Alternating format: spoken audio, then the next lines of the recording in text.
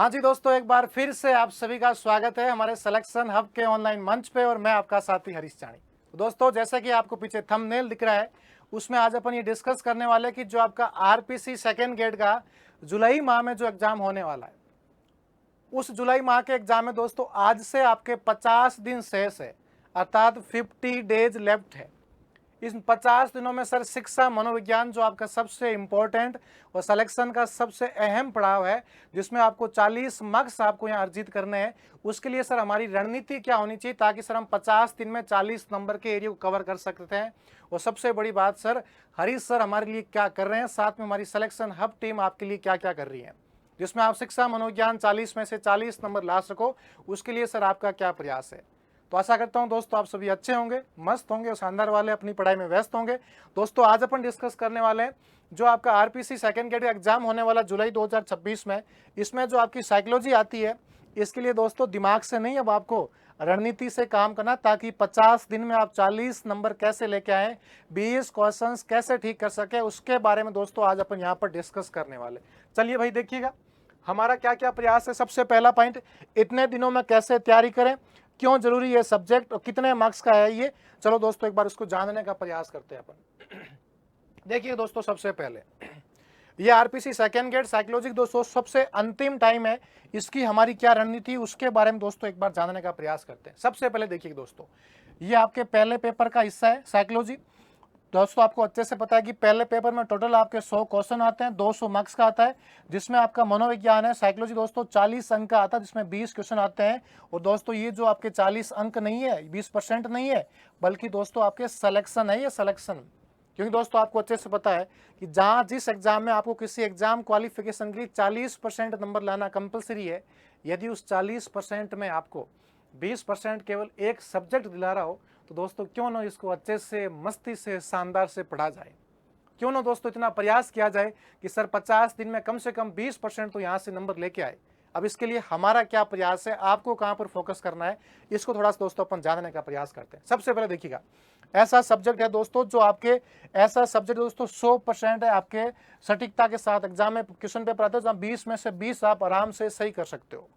लेकिन दोस्तों हम गलती क्या करते हैं, हम दोस्तों गलती ये करते हैं कि आपके 1/3 नेगेटिव मार्किंग है, 1/3 आपकी नेगेटिव मार्किंग है। इस नेगेटिव मार्किंग दोस्तों कई बार अपन तुक्के मारते हैं। क्यों? क्योंकि अपन लोग अच्छे से प्रैक्टिस नहीं करते, सही ढंग से पढ़ते नहीं है, और तुक्के मारने से दोस्तों आपके जो 20 क्वेश्चन सही होने होते हैं वो आपके 10 या फिर 9-10 क्वेश्चन तक रह पाते हैं।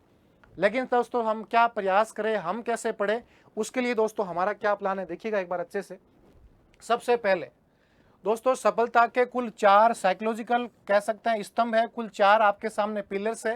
अंतिम 50 दिन में क्या करनी, सबसे पहले दोस्तों अधिकतर बच्चे क्या करते हैं दोस्तों, दिन में सुबह 9-10 बजे तक सोते रहते हैं सुबह सुबह।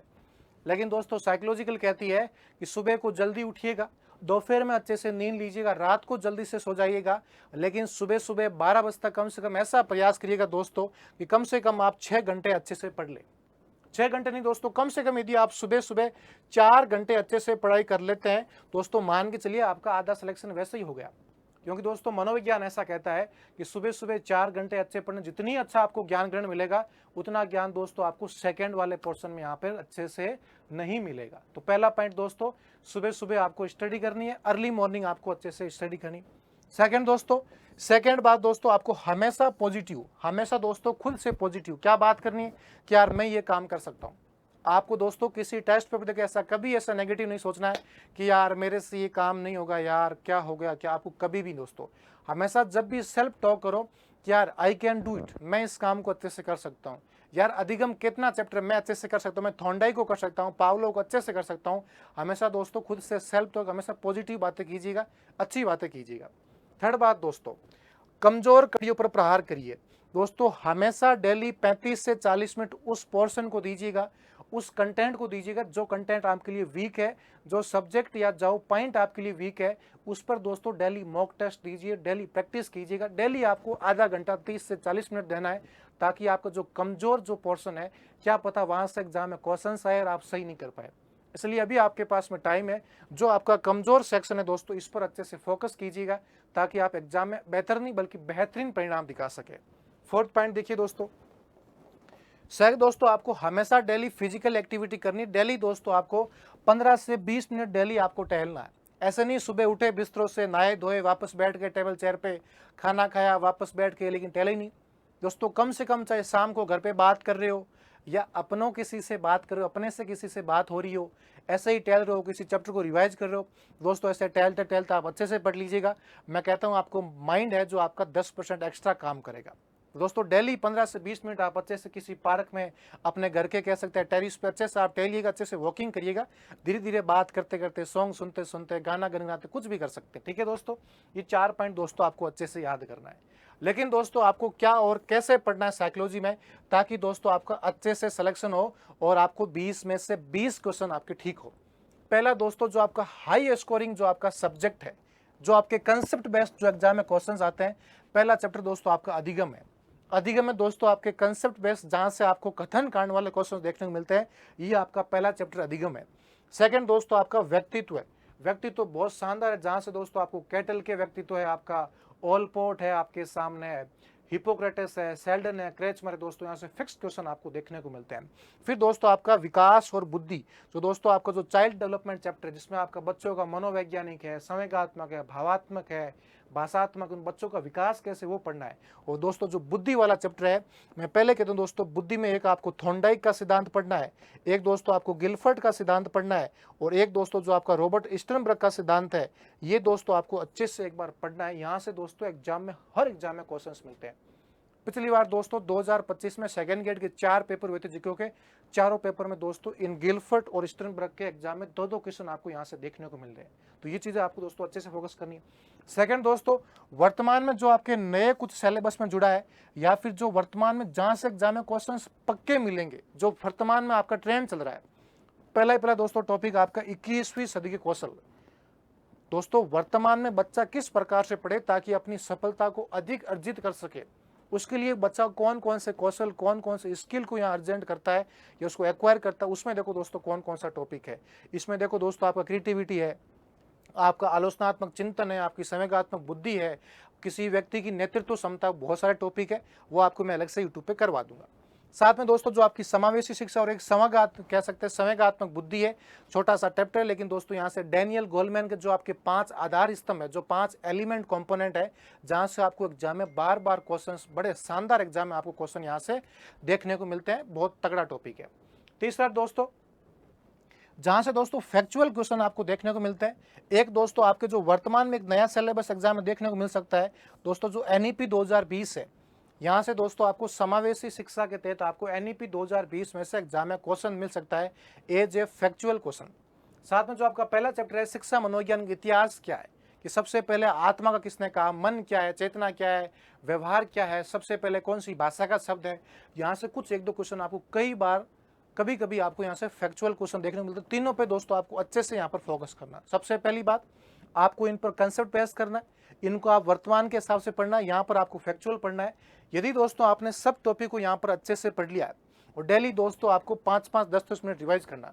जैसे आपने अधिगम पढ़ा है, उसको डेली शाम के टाइम वापस 10 मिनट रिवाइज करो, ताकि आपको अच्छे से वो मस्तिष्क में सारा ज्ञान यहाँ पर आपके मस्तिष्क में जुड़ जाएगा। फिर देखिएगा दोस्तों, अधिगम में आपको किस पर फोकस करना है, तो दोस्तों आपको थॉर्नडाइक के नियम पर अच्छे से फोकस करना है। जैसे आपको पता है थॉर्नडाइक के 3 नियम है। रेडीनेस का नियम है, आपके अभ्यास का है, और आपका इफेक्ट का नियम है। गौण नियम आपको जैसे 5 प्रकार का गौण नियम है, बहुप्रतिक्रिया है, मनोवृत्ति, आंशिक क्रिया, आत्मीकरण, साचर्य, परिवर्तन, आंशिक क्वेश्चन एग्जाम बनते हैं।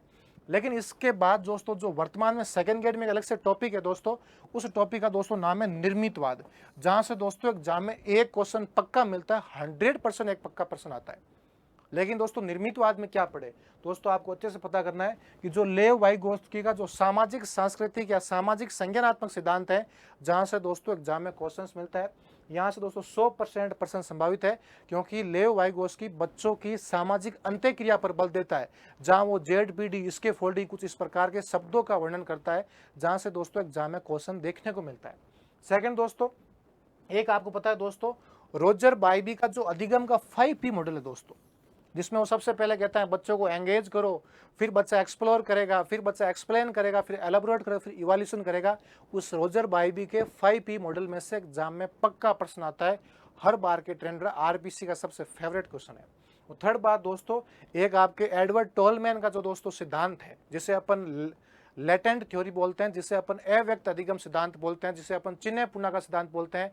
साथ में दोस्तों जो आपका अल्बर्ट बांडुरा का सामाजिक अधिगम सिद्धांत या फिर अवलोकन या फिर कह सकते हैं अवलोकन सिद्धांत या फिर स्थानापन्न अधिगम सिद्धांत, जहां से एग्जाम में पक्का क्वेश्चन, इन इसके दोस्तों कंसेप्ट को आप स्पष्ट से अच्छे से यहाँ पर पढ़ने हैं, जहां से आपको एग्जाम में क्वेश्चन देखने को मिलते हैं। साथ में दोस्तों जो आपका व्यक्तित्व वाला टॉपिक है दोस्तों, इसमें आपको ओलपोर्ट का सिद्धांत है अच्छे से, कैटल का सिद्धांत है, 16 पीएफ की प्रश्नावली है, आइजेंग की दोस्तों जो आपके कह सकते हैं 3 प्रकार के कह सकते हैं गुण हैं तीनों में, और तीनों के कितने आपके 2 प्रकार के उनके एलिमेंट्स दे रखे वो अच्छे से हैं। और दोस्तों जो आपके कोस्टा और मैक्रे की बिग 5 कह सकते हैं कि बिग 5 जो थ्योरी है, जिसमें कहता है व्यक्तित्व के 5 कुल आधार स्तंभ है, जहां से दोस्तों एग्जाम लेबर स्टैंड में भी एग्जाम प्रश्न आया था, आपके भी आने के चांस है। ये दोस्तों आपको व्यक्तित्व में कम से कम अच्छे से इनको अच्छे से पढ़ना है, ठीक है। साथ में इसके अलावा दोस्तों जो आपका स्मृति, अब भाई हमें क्या याद करना है, हम क्या भूल जाते हैं, हमारा मेमोरी मॉडल दोस्तों कैसे पढ़े। तो सबसे पहले दोस्तों आपको अच्छे से पता करना है कि आप कुछ भी पढ़े, यदि आप 9 घंटे दोस्तों पढ़ते हैं तो दोस्तों 1 घंटा आप उसको रिवाइज करने में टाइम दो।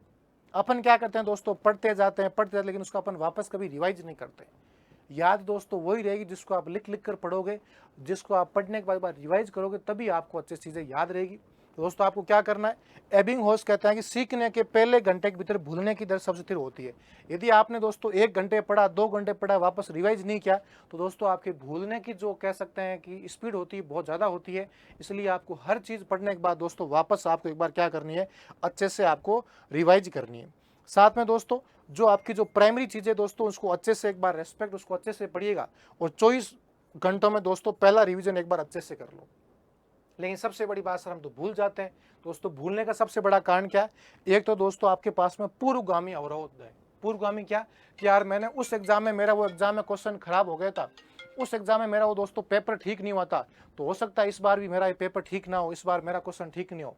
साथ में दोस्तों हम क्या करते हैं, हम कई बार दोस्तों मार्केट में जाते हैं, नई सामग्री से अपन रास्ता भटक जाते हैं कि वही पढ़ लूँ, यही पढ़ लूँ, वो पढ़ रहा मैं क्या पढ़ूँ। इस तरह से दोस्तों आपको भटकना नहीं है, बल्कि अपने कंटेंट पे आपको अच्छे से फोकस करके अच्छे से पढ़ना है। साथ में दोस्तों कुछ दोस्तों आपके सामने 5 मिनट का टॉपिक है, जहाँ से आपको दोस्तों 100% एग्जाम में क्वेश्चन मिल सकते हैं, उसको छोड़ना नहीं। एक तो दोस्तों जो आपके 21वीं सदी के कौशल है, ये दोस्तों आपको ओनली फॉर समझने का कंसेप्ट है। ये दोस्तों आप समझ गए तो यहाँ से बहुत छोटा टॉपिक है, 5 मिनट का टॉपिक, लेकिन दोस्तों यहाँ से कंसेप्ट बेस्ड आपको एग्जाम क्वेश्चन आता है। आपको रटा नहीं मारना, बल्कि समझना है, जहाँ से आप एग्जाम में प्रश्न अच्छे से तरीके से कर सकते हो। साथ दोस्तों एक आपका समावेशी क्या है, समावेशी शिक्षा है, जहाँ से भी आपको एग्जाम में क्वेश्चन अच्छे से देखने को मिल सकता है। लेकिन दोस्तों छोटा टॉपिक आपका मोटिवेशन और मानसिक स्वास्थ्य, इन दोनों को दोस्तों आप साथ में लेकर चल सकते हो। अभिप्रेरणा दोस्तों आपको आंतरिक बाह्य अभिप्रेरणा क्या है, उपलब्धि अभिप्रेरणा क्या है, इनके दोस्तों जो अप्लाइड क्वेश्चन है, जो एग्जाम में कई बार पूछे, उसको आपको रिवाइज करना है। साथ में अब्राहम मेस्लो है दोस्तों, आपके हजबर्ग का सिद्धांत है द्विकारक, आपका आत्मसिद्धि का जो मेस्लो ने 5 सिद्धांत दिया था, 5 आवश्यकता दी थी, वो दोस्तों आपको अच्छे से पढ़नी है। यहाँ से आपको मोटिवेशन में से एग्जाम क्वेश्चन देखने को मिलेगा। फिर दोस्तों बात करते हैं सर समायोजन और मानसिक स्वास्थ्य में से क्या पढ़ना है।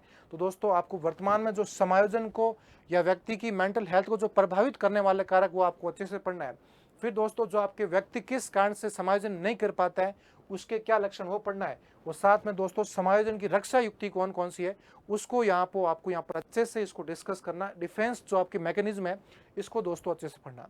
हो सके दोस्तों तो डेली आप ऐसा प्रयास करना, एक दो आप डेफिनेशन पढ़ लेना दोस्तों। हालांकि वर्तमान के एग्जाम में डेफिनेशन ना के बराबर आती है, बाकी दोस्तों एक आध आ भी जाती है दोस्तों, ना तो आपसे ठीक होगी ना फिर कोई मतलब है नहीं। इसलिए दोस्तों डेफिनेशन पे फोकस मत करिएगा। फिर भी दोस्तों आपके पास टाइम है तो आप डेली 1-2 डेफिनेशन आप अच्छे से पढ़ सकते हो। साथ में दोस्तों कुछ आपके एजुकेशन की नीतियाँ है, जहाँ से दोस्तों आपके एग्जाम में क्वेश्चन आपको देखने को मिल सकता है। जो दोस्तों आपकी NEP 2020 है, ये दोस्तों NEP 2020 आपके दोस्तों समावेशी शिक्षा के तहत आपके यहाँ से एग्जाम में क्वेश्चन आपको यहाँ से देखने को मिल सकता है।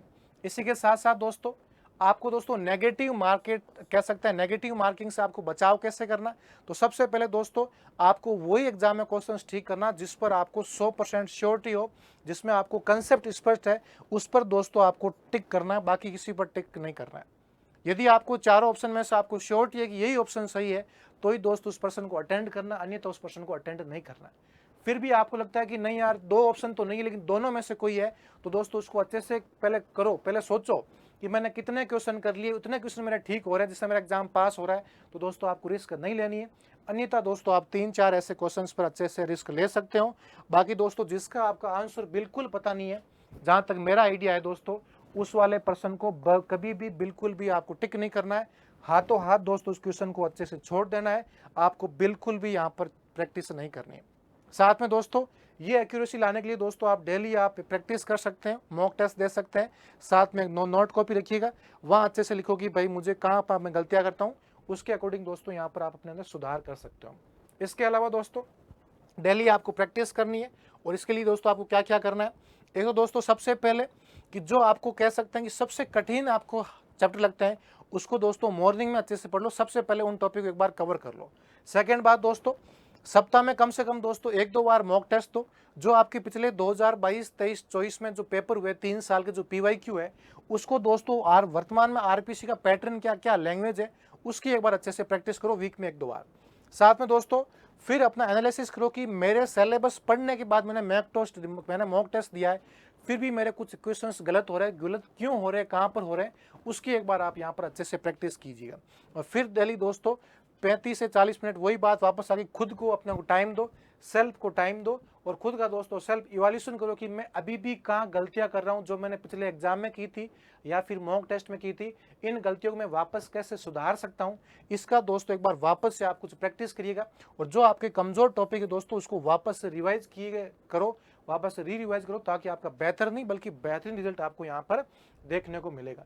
साथ ही में दोस्तों हमारा मूल रूप से दोस्तों यही निष्कर्ष है कि आपका द विनिंग फॉर्मूला जो आपको जीत की ओर लेके जाएगा दोस्तों, एक ही चीज़ है कि आपके पास में कंटेंट लिमिटेड होना चाहिए, और उसका दोस्तों बार बार आपको अधिकतम आपको मल्टीपल उसका रिवीजन करना है। कोई दोस्तों आपको नई किताब नहीं पढ़नी है, जो आपके पास नोट्स है उसको 10 बार रिवाइज करो, ताकि दोस्तों आपको सिलेक्शन ज़्यादा पढ़ने से नहीं बल्कि बार बार रिवाइज करने से होता है। भय केवल एक बादल है दोस्तों, आपको बिल्कुल भी भय नहीं लेना है, क्योंकि दोस्तों व्यक्ति को भय लगना व्यक्ति की मूल प्रवृत्ति, ऐसा विलियम मैकडूगल कहता है। दोस्तों भय लगेगा आपको एग्जाम, लेकिन आपको भय बिल्कुल नहीं लेना है, क्योंकि दोस्तों आपके साथ में हरीश सर हैं, और हरीश सर दोस्तों आपको अच्छे से पता है, कल शाम 5 बजे से 21 मई को शाम 5 बजे से दोस्तों आपके लिए डेली सेकंड गेट के जो भी साथी है, उन साथियों के लिए simple, moderate, high moderate, hard वाले क्वेश्चन की दोस्तों आपके लिए मैं डेली क्वेश्चंस लेके आ रहा हूँ। फर्स्ट ग्रेड के लिए आपको बिल्कुल चिंता नहीं करनी है। सेकंड ग्रेड के बच्चों के लिए डेली दोस्तों आपको साइकोलॉजी के एग्जाम तक कंटिन्यू आपकी क्लास से आने वाली शिक्षा मनोविज्ञान की। तो दोस्तों आपका संकल्प क्या है कि मैं अंतिम 50 दिनों में पूरे होश हवास में शून्य भटकाव के पास अपना 100% दूंगा। और दोस्तों मैं भरोसा दिलाता हूँ, यदि आपने इसको 100% से तैयारी की तो आपका सिलेक्शन 100% है। हमारा दोस्तों अब हमारी टीम आपके साथ क्या करी सुनिएगा दोस्तों।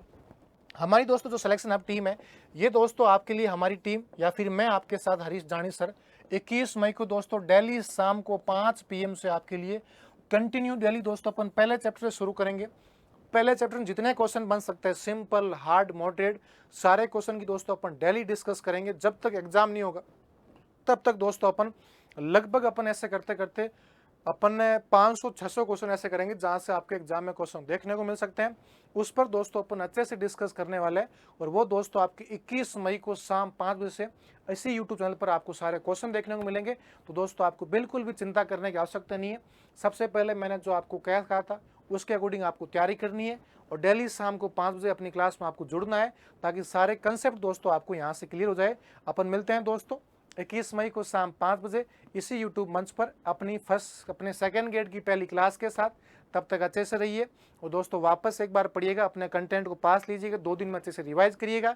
और मैं कहता हूं दोस्तों 2 दिन में एक बार पहले चैप्टर का रिवाइज करो, फिर अपन इसके MCQs करते हैं। तब तक अच्छे से रहिएगा, और बिना होश हवास के साथ दोस्तों शून्य भटकाव के साथ अच्छे से तैयारी करिएगा।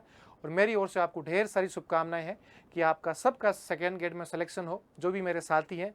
और ऐसा दोस्तों मेरे दिल की अनंत गहराइयों से आपके साथ शुभकामनाएं, आपको हार्दिक बधाइयाँ एडवांस में।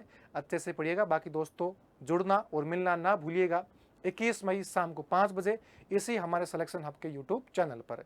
अगेन दोस्तों सभी को धन्यवाद, बाय बाय, टेक केयर।